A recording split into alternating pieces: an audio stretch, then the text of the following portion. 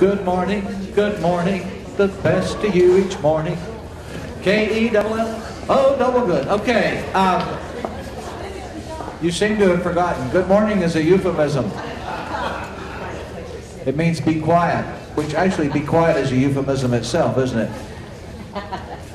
If you haven't gotten coffee, please continue to do so. But if you would sit down, it would be helpful. We have a special treat this morning. Kate Poe, who is professor of speech and theater at University of Houston downtown, and is a published author on several books on Shakespeare. Kate is going to talk with us this morning about the King James Bible. It may have escaped your notice, but this is the 400th anniversary of the King James Bible. Kate? Okay, thank you very much. Can you hear me all right? Thank you.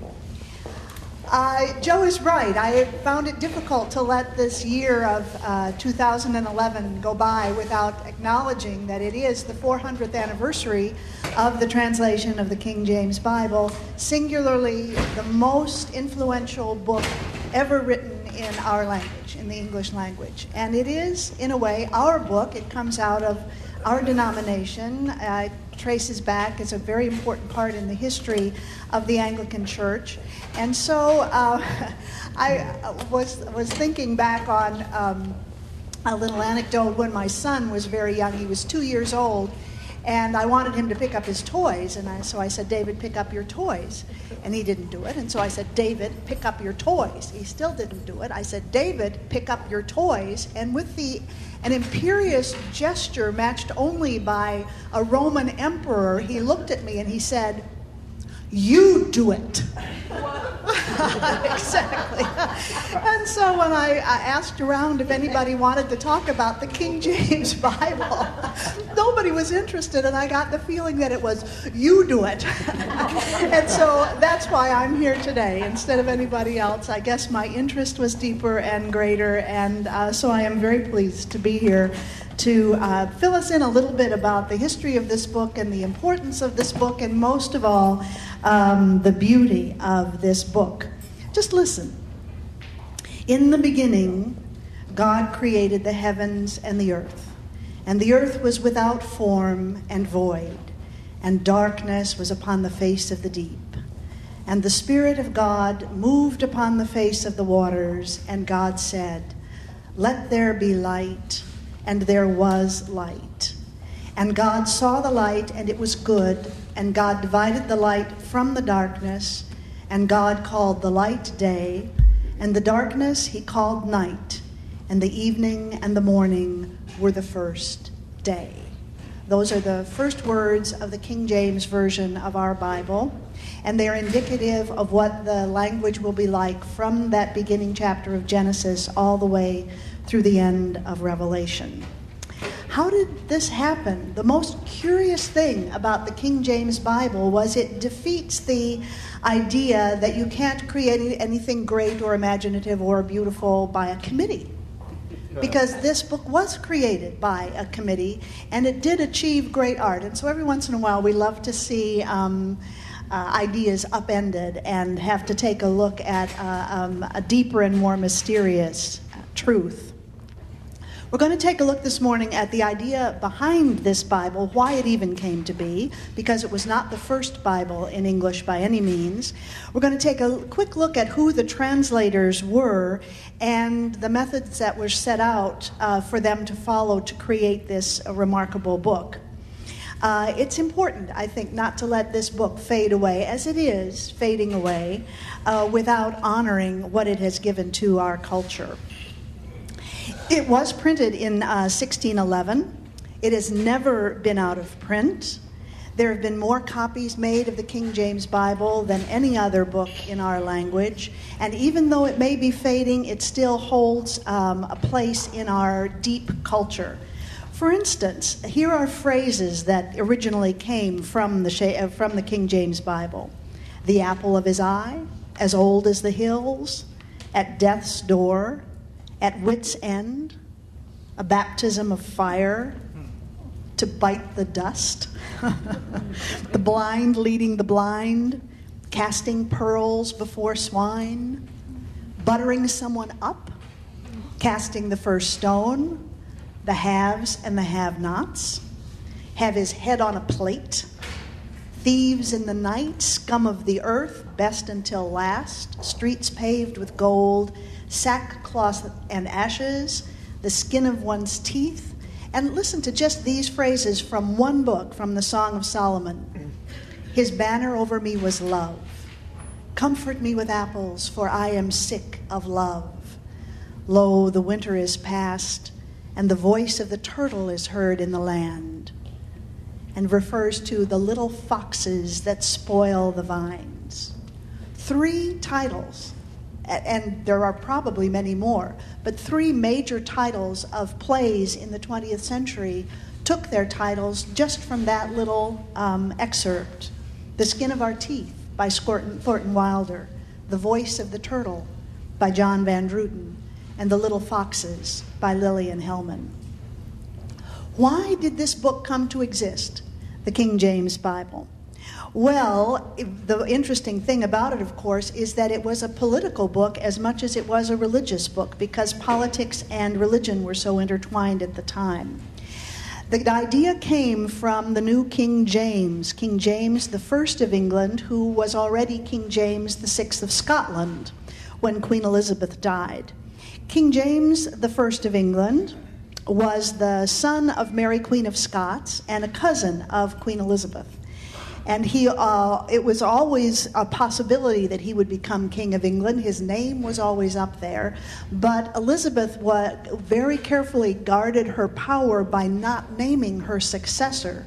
And so it was not until she was dying, virtually her last breath, her last act, was to accede to the idea that her cousin James of Scotland would become the next King of England. So in 1603, when she died, he got onto his horse or into his carriage and started to make a slow progress south from Scotland to claim the King of England, letting people all along the way see who this new King of England was going to be. And when he got to London, his job was to somehow make an impact and to unify this new empire of England and Scotland. And one of the things that he thought would do that would be to have a Bible that would unify the country. Interestingly, his mother, Mary, Queen of Scots, was a fervent Catholic, and her death was caused by the fact that the Catholics kept rallying around her and putting her up as an alternative to the Protestant Queen Elizabeth. And finally, the treachery that she displayed with correspondence and all the rest was so dangerous that Elizabeth had to have her killed, and so she was beheaded, leaving her son to become the King of Scotland. Well, it's interesting that the son of such a fervently Catholic mother should be an equally fervent Protestant. But the Protestant Parliament of Scotland got that baby away from his mother just as quickly as they could once he was born, and entrusted him to a couple who were very strong Protestants. And so this man, King James the First of England, was brought up, as would need to be if he was to become King of England, a strong Protestant. When he got to England, he found that the country, as he well knew, as everybody knew at that time, was deeply divided religiously. It was extremely difficult to unify the country. As Joe has taken us through many of his lectures recently, just the background of the wavering back and forth between is the country Catholic or is it Protestant was a difficult process for England to manage its way through.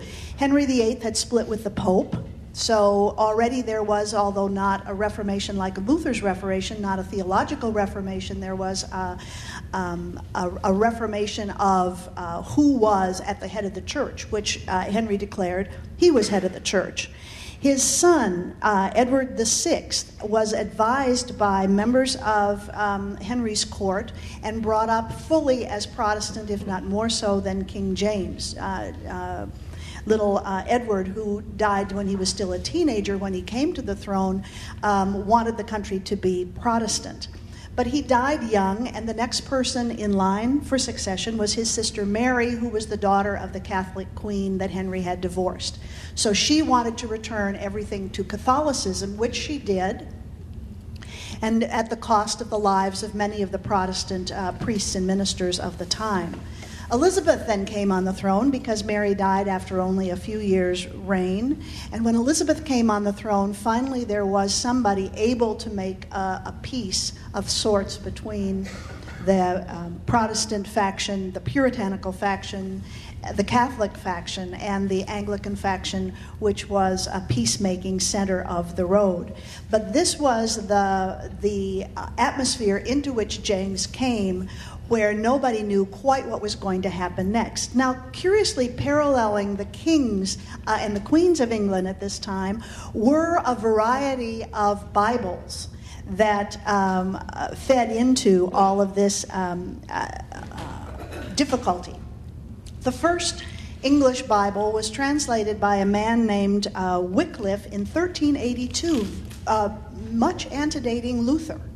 So there was an eagerness for people to be able to read a Bible in the vernacular as early as the beginning of the 14th or the end of the 14th century. And Wycliffe claimed that it was the Bible and not the church, not the Pope, not any individual. It was the Bible that should be the authority for a person's life, and therefore it was very important that a person be able to read the Bible.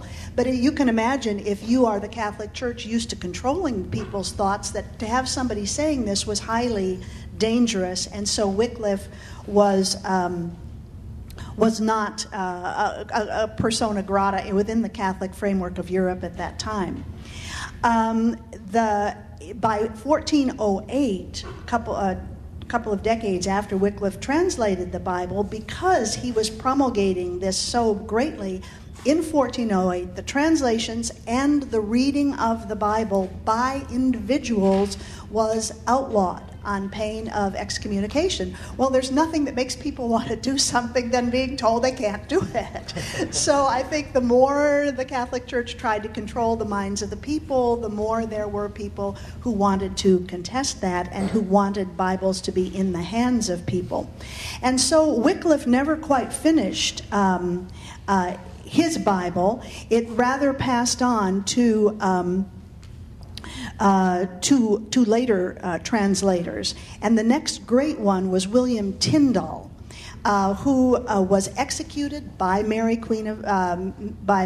Tudor, Bloody Mary, in her Catholic reforms. She executed William Tyndale in 1536. And the translation of the Bible, and this is really important because it's the Tyndale Bible that the King James Bible ultimately is based on. After he was executed, a man named Thomas Matthew, who was also burnt by Mary, and Miles Coverdale were two translators who finished out the Tyndale Bible. So when we speak of the Tyndale Bible, it's really a compilation of Tyndale, Coverdale, and Matthews. There were at this time a couple of Bibles at use in among the English-speaking peoples. One was the Great Bible that was declared by Henry VIII to be used in all churches. It was called the Great Bible because it was really big. And so it was useful in churches, but it was not useful for individuals to have in their homes. It was too ceremonial. But it was, for a time, the authorized version of the Bible that people heard when they went to church. In 1560, a group of Protestant Calvinistic English people in Geneva, Switzerland, decided there needed to be a Bible that people could have in their own homes. And so they translated a version of the Bible, which after that was called the Geneva Bible. And the interesting thing about the Geneva Bible, or many of the interesting things, is first of all, it had a huge amount of marginalia that was highly Protestant in tone. So if you were Catholic at all, the Geneva Bible was anathema. You didn't want anything to do with the Geneva Bible because all of the marginalia and all of the notes were Protestant in orientation. But the Geneva Bible became very popular for families to have and for individuals to read in England. It was Shakespeare's Bible. So whenever Shakespeare quotes from the Bible, he quotes from the Geneva Bible. It was the Bible that the Pilgrims brought to America. So it was a very important Bible at that time. But because it was so highly divisive in terms of its politics, Queen Elizabeth asked her bishops if they couldn't put together a Bible that was not quite so divisive and would not be quite as Protestant in its point of view. And so from Elizabeth's reign came the revision called the Bishop's Bible.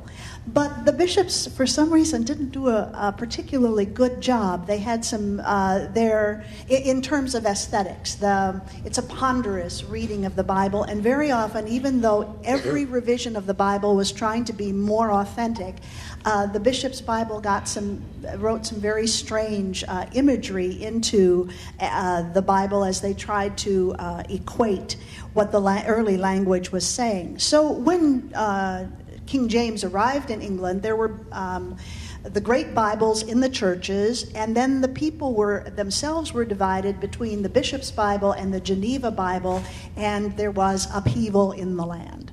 So in 1604, King James, who fancied himself, or who was, I can't say fancied himself, he was an intellect, and he was a writer. One of the things he wrote was a diatribe against the uses of tobacco. Too bad we didn't start listening in 1604 instead of 400 years later. He had also written a monograph, a book on witchcraft in Scotland, which Shakespeare was wise enough to latch on to and use to help write Macbeth, which of course made him very popular with the king at the time.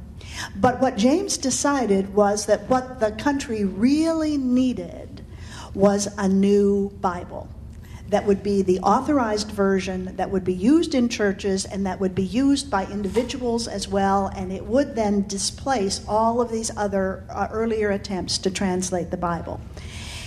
He decided he wanted to do this, and he decided that he wanted it to be a Bible that would unify people.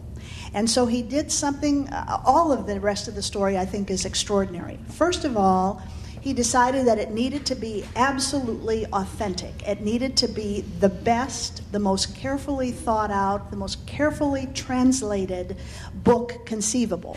That it would have no marginalia and no commentary. The book would stand on its own. And it would be beautiful to the ear. So he put together a committee of 54 people. He gathered 54 people, and this was their mandate. They were to translate the Bible according to these directives. And they were the great scholars of the time, and they were a huge mixture of beliefs. It seems incredible to me that they could sit around in their committees and come to consensus on this when at the same table you had a radical Puritan sitting with a very high churchman very close to Catholicism. It seems to me just an extraordinary happening. The 54 people that he chose were divided into 6 teams. And those 6 teams were each given a section of the Bible to translate. And as their teams met, and as they translated their section of the Bible, they were each supposed to individually, every person on the team, translate everything. And then they would be brought back together. But before we get into this methodology, let's take a little look at who these people were. Because we have the names of 50 of them. I'm not going to read you all 50 names, although I must say, where is the book that I brought? In the bookstore, we have this book called God's Secretaries. They've been stocking it all year in honor of this 400th anniversary, written by Adam Nicholson. It's a very good book and has all of the details in it, all the names of everybody, and many more details than I can get to this morning, but I recommend that book to you if you are interested in this. What I thought I would do would be to look at the leaders of the 6 groups, because they're very interesting people. The first group was called, there are 3 pairs of groups: the Westminster group, the Cambridge group, and the Oxford group. So immediately you know you're dealing with pretty high intellects here when he's gone to those great universities. The first Westminster Company was led by a man named Lancelot Andrewes, who was the Dean of Westminster. Now, all of these people have many titles. They're deans, they're professors, they've been rectors at various universities or cathedrals or churches, and I just picked the title that I thought was the most distinguished for each one of them, but they all have multiple ones. Lancelot Andrewes, the Dean of Westminster, was in charge of the whole project. He was sort of the top man of the whole project and then also the leader of his team, and his team had 10 members.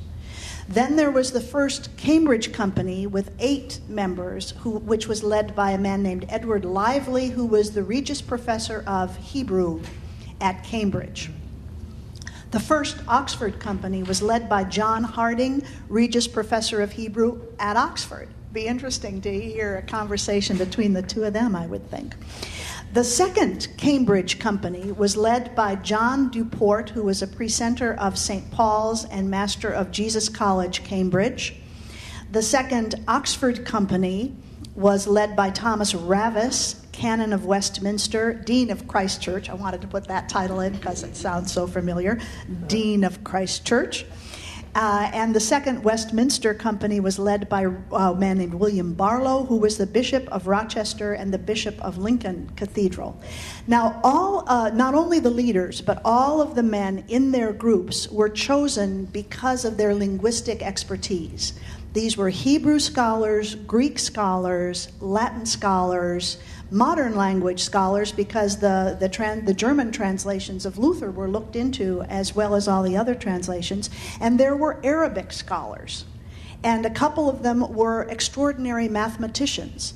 It's funny looking back, I don't know why we should be surprised, but looking back, I tend to think that people were less well educated back then, and you really start digging into the education of the time, and you're stunned at the depth of education. And I was stunned at the depth of old language education, Arabic, Hebrew, that these people knew meticulously.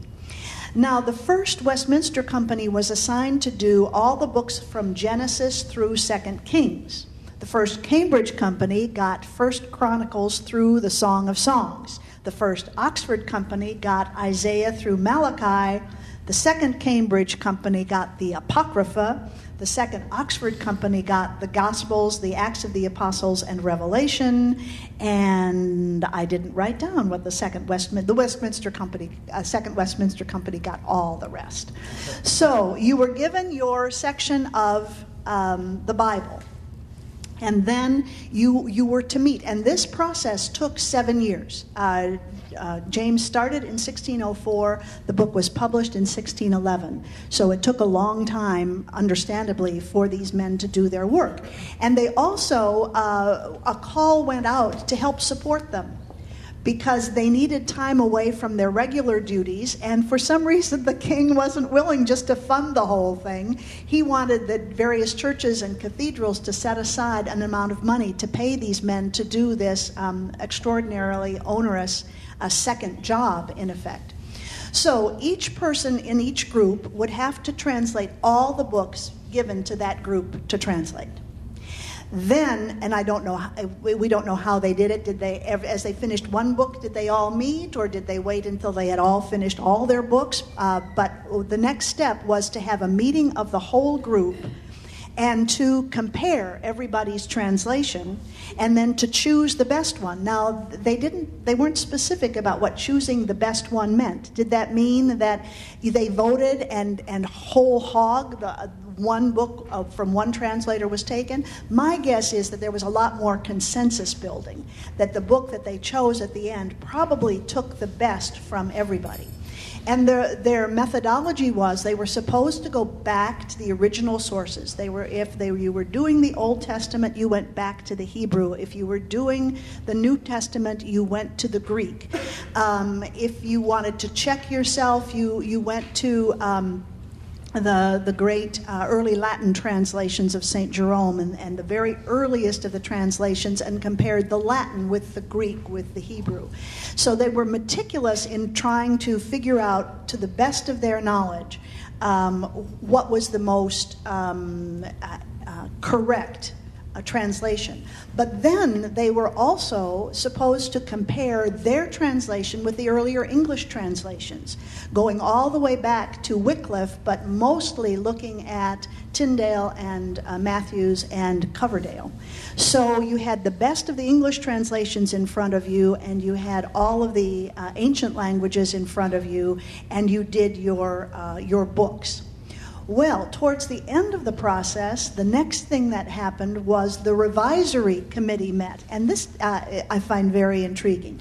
The revising committee was to meet at the Stationers' Hall in London. I think that's just fascinating. They took it out of politics. So it was not meeting in any of the great halls of the aristocrats or a place run by the king. They took it out of anything religious. So it was not meeting at Westminster Abbey or St. Paul's Cathedral. It was meeting at the Stationers' Hall, as neutral, I think, a place as they could find to absorb these discussions. And then the next thing that I find really interesting was that they were not to read with their eyes what they had written. They were only to hear out loud. So the people came in with their books and their earlier translations, and they sat down and they said, let's begin with Genesis, and nobody looked at it. They just listened to it. I think that's why we've come up, the King James Bible has a particular sonority to it, is that what hit the ear was what they were most interested in. So if we look back and think, all right, we start with Genesis and we move on through, and we think about what it is that we treasure about the King James Version of the Bible, because we still do. Listen to the 23rd Psalm, for instance. The Lord is my shepherd, I shall not want. He maketh me to lie down in green pastures. He leadeth me beside the still waters. He restoreth my soul. He leadeth me in the paths of righteousness for his name's sake. Yea, though I walk through the valley of the shadow of death, I will fear no evil. For thou art with me, thy rod and thy staff, they comfort me. Thou preparest a table before me in the presence of mine enemies. Thou anointest my head with oil. My cup runneth over. Surely goodness and mercy shall follow me all the days of my life, and I will dwell in the house of the Lord forever. I imagine when they read that, they thought, yeah, I think we'll keep that. I think that's pretty good. The next thing that happened was the book was published in 1611, and it was actually rather slow to take off. It didn't immediately replace every other book, every other Bible. But little by little, by the middle of the 17th century, by about 1650 or 1660, the Geneva Bible, the Bishop's Bible, the Great Bible had all fallen into the past, and the King James Bible took its place as the major Bible for the English-speaking world. And when you think that In 1599 was founded the East India Trading Company, which was one of the huge trading companies of England, that this is the time America is being settled, that the seeds of the British Empire are being planted, and that all around the globe, English culture is starting to take hold, and with it comes this particular Bible. You begin to appreciate the influence that this particular book has had on our culture. And it's for that reason that I wanted to honor that particular book today. Because like Chaucer and like Shakespeare, the language is moving into the past. But it won't be, I think, lost forever. I think it waits for any one of us who is looking for something beyond the pure accuracy of the Revised Standard Version and wanting a connection with our deep past, and for people who will forever respond to its language. I'd like you now just to think for a minute that you are one of those people who are making a judgment about the translation of this Bible, that you are sitting around a big wooden, heavy carved table in the stationer's hall. You and your colleagues have worked for 5 years or more on your part of the translation of the Bible. You're putting all of the ancient versions that you consulted on the table in front of you. You take out the new version that the subcommittee has given you, and you turn to the Gospel according to Luke. You put it on your lap, because you're not supposed to read it. You prepare to judge. Is it clear? Is it accurate? Is it beautiful? The room gets very quiet. You listen intently. And it came to pass in those days that there went out a decree from Caesar Augustus that all the world should be taxed. And this taxing was first made when Cyrene was governor of Syria, and all went to be taxed, every one into his own city.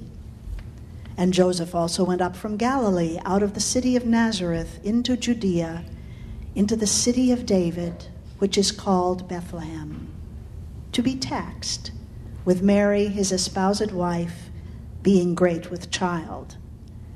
And so it was that while they were there, the days were accomplished that she should be delivered.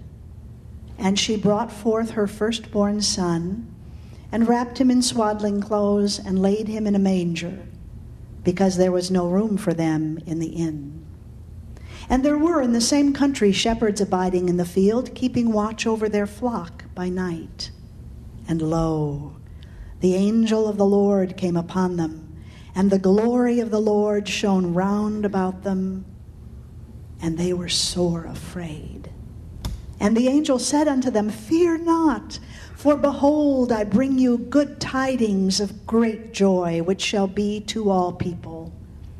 For unto you is born this day in the city of David a Savior, which is Christ the Lord. And this shall be a sign to you. You shall find the babe wrapped in swaddling clothes, lying in a manger. And suddenly there was with the angel a multitude of the heavenly host, praising God and saying, Glory to God in the highest, and on earth peace, goodwill toward men. When we want our stories told beautifully, we still turn to the King James Bible, even as we say, Farewell, old friend.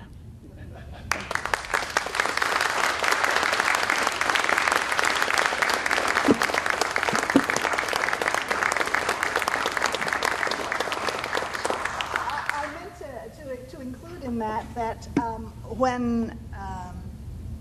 when I was given a Bible by my mother when I was confirmed. That's the word I'm looking for, confirmed. It was the King James Bible. And when I gave a Bible to my daughter, it was the Revised Standard Version.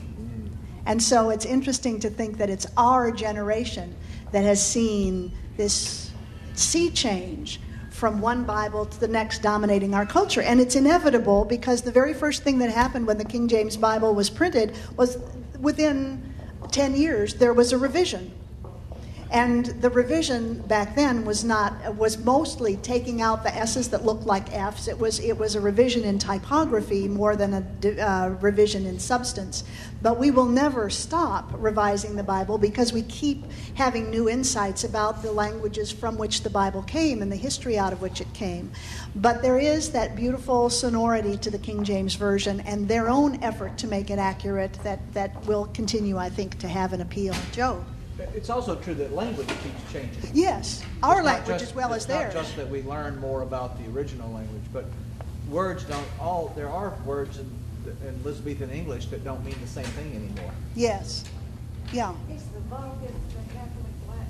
Yes, the Vulgate, that's the Latin version. And is that what they used, or did they go back to Aramaic? No, they went back to Hebrew, and that's why they were Hebrew scholars. They went back to Hebrew for the Old Testament, and Greek for the New Testament, which was the language of the books of the New Testament. And probably they did know Aramaic, and my guess is that they had scraps of original materials that they were really working with, because these were brilliant scholars who were struggling with this material. There's also a translation of the Old Testament from Hebrew to Greek that was in existence at the time of Jesus. Called the Septuagint. Yes. And the Septuagint is greatly treasured by translators because it really gives you a bridge. And the Septuagint, the words that were chosen to translate the Hebrew words tell us something about what the understanding is. Yes. What's the history of the red letter part? Oh, the red letter part. I don't know much about that, except that the red letters obviously are the words of Jesus. The words of Jesus are printed in red, but that was, there you get into the history of the printing of the Bible. And Is that part of the original? that I don't know. Although there is now, and we can ask in the bookstore, they have printed, not a variorum, an exact copy of the King James Bible, so we could look at it in the bookstore and see. But I do not believe the red letter printing was there at that time, but I could be wrong. Yes? I just thought I'd mention, I noticed that my current issue of National Geographic has the King James version is on the cover. It's the cover article of the...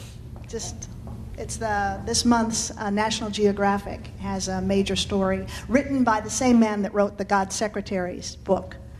And he has, it's really interesting, he has a little graph about all the different languages that contributed, because the Luther's Bibles, and there were a number of Bibles in German, fed into the translation also, because I think when you say, okay, we've got Hebrew here, we've got ancient Greek here, we've got Greek from the time of Jesus here, we've got Latin here, we've got German here. It's as you compare all of those that you begin to find nuances, and that's, I think, a lot of what they were doing. Sydney? Kay, do you have any guess as to why, when we hear the beauty of the King James, like we were reading there, why it strikes us as just being unusually beautiful? Yes. And that, and however accurate the modern versions of the Bible may be, and I assume that maybe technically they are even more accurate in light of usage today, it doesn't have quite that same ring of beauty.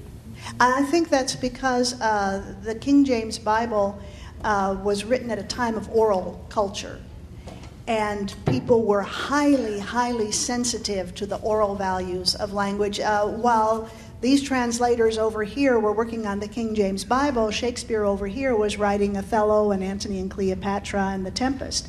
So it was just a time, and when people went to a play in Elizabethan England, they went to hear a play. They didn't go to see a play. So I think it's the difference in aesthetic has a lot to do with our no longer being an oral culture. I think it's important. That's a very important point, and I think it's important. I try to tell lectors this a lot. The Bible was written to be heard. The Bible wasn't written to be read. Most of the world was illiterate when the Bible was written. It was written, and throughout the first, 1,500 years of the Christian era, most people in the world were illiterate, and people would go to churches and listen and have Bible. Sometimes entire books of the Bible would be read aloud. I mean, you would go for an hour, 2 hours, 3 hours to hear the Bible, but it was written to be read. Mm-hmm. And that was why I was so intrigued that when they gathered to judge, to make their final choices, they were not allowed to read it with their eyes. I just found that fascinating. They had to hear it first. Yes. First Chase. of all, thank you for such a concise and beautiful talk this morning. Thank you. Joe has reminded us from time to time that there are many words in Greek for love, and maybe there are other words like that for which we only have one word and they have multiple. Do you know, was this a subject of debate amongst those? I'm sure it was, because anytime any individual gets into translation, you realize that there is no exact equation from one language to the next. Each language has different nuances. And so I would imagine that was a huge part of their discussion of how to do that. More complicated is that we have no originals. Yeah. There are no original texts. The oldest extant we have of anything in the New Testament is middle 2nd century, 160, 170 A.D. There's some fragments that exist before that, but there's no originals, and all of the earliest manuscripts that we have don't agree. One of the simplistic reasons they don't agree is that there were no printing presses, and the way you made copies mostly were made in a monastery. You would have 10 monks sitting around a table, and someone would stand at the front and read the Gospel of Matthew, and when you read the Gospel of Matthew, the 10 monks would all would take dictation and write the Gospel of Matthew, and when you did this for a year or two, you had 10 copies, none of which were the same. And then copies are made of copies, and so depending on how those copies moved in the world would depend on what. And so one of the things that we argue a lot about is what does the original say, because we don't know. And I was interested and aware that when I chose to do the nativity story, which I just was so appropriate to our season, I wanted to include it.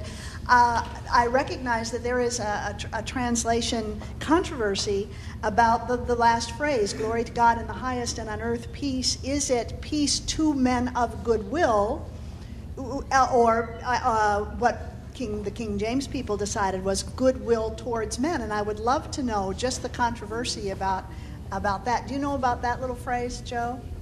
No, I don't about that particular controversy, but one of the things where that sort of thing comes from is there is no punctuation in the Bible. There is no punctuation in the earliest manuscripts of either. Not only there's no punctuation, in the Hebrew there's no vowels. No vowels, right. And so sometimes even knowing what the word was is difficult. The red letters, there are no quotation marks in the early manuscripts. One of my favorite examples is, for God so loved the world that he gave his only begotten Son, to the end that all that believe in him should not perish. John 3:16. If you take your King James Bible, you will find those words in red. But is it a continuing quote of Jesus, or do the quotation marks come right before that, and the author is making a commentary on what Jesus has said, which I think is maybe more likely. And so how you put the commas and where you put not only are there no punctuation in the Greek manuscript, there's no capital letters. There's no paragraphs. Writing equipment was far too expensive to waste it with punctuation marks and spaces and indentations. so the letters just start at the corner of the page and they just keep going. And so there's a lot of guesswork or a lot of, there's a lot of study that goes into it. And once again, the realization of what these men were, what their background was, the admirable education that they had, makes it just a fascinating story. Makes it a fascinating story. Thank you, Dieter. So there are these wonderful resources for anybody that gets interested in it. I encourage you to read up on it because I think it is so interesting, and I thank you very much for being here this morning. Thank you, Karen.